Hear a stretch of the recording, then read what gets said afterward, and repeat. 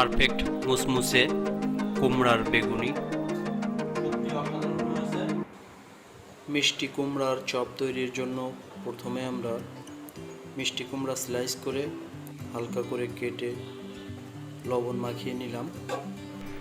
যেহেতু মিষ্টি কুমড়া সবজিটা অনেক পুরো টাইপের একটা সবজি, সহজে মশলার ভিতরে যেতে চাইবে না, এজন্য লবণ মাখিয়ে নিয়েছি। এরপর বেসনের গোলা তৈরির জন্য 1 কাপ বেসন, 1 টেবিল চামচ চালের গুঁড়া। চালের গুঁড়া দেওয়ার কারণটা পরে জানাবো।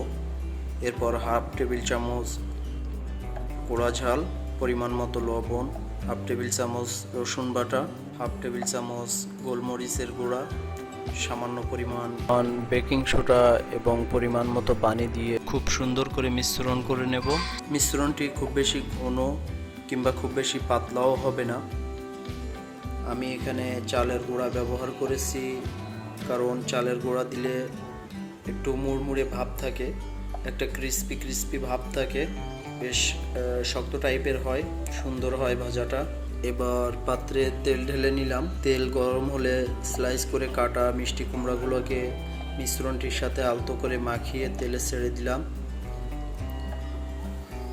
এরপরে সুন্দর মতো করে ভাজা হয়ে গেলে তুলে নিয়ে গরম গরম পরিবেশন করুন। বিসমিল্লাহির রহমানির রহিম। আসসালামু আলাইকুম। বরাবরের মতো আজকেও চলে এলাম। আমাদের মাননীয় প্রধানমন্ত্রী সংসদে বলেছিলেন কুমড়ো দিয়ে বেগুনি করার জন্য, আর আমরা আজকে সেটা করেছি এবং আপনাদের সামনে সেটা কেমন হয়েছে জানানোর জন্য চলে এলাম আমি gmrahmotali। চলুন তাহলে দেখা যাক কেমন হয়েছে।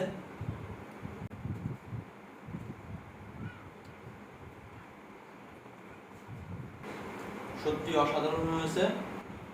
স্বাদের যে মূল ব্যাপারটা সেটা হলো এর ভিতরে মিষ্টি কুমড়া থাকার কারণে মিষ্টি মিষ্টি একটা ভাব আছে, আর আমরা যে মশলাগুলো ব্যবহার করেছি সেটার কারণে বাইরে দিয়ে ভিতর দিয়ে একটা সুন্দর একটা স্বাদ তৈরি হয়েছে। রেসিপি সহ আমরা দিয়ে দিয়েছি, আপনারা চাইলে দেখে নিতে পারেন, বাসায় ট্রাই করে দেখতে পারেন। এ ধরনের আরও ভালো ভালো ভিডিও পেতে আমাদের চ্যানেলটি সাবস্ক্রাইব করে রাখবেন। ধন্যবাদ সবাই।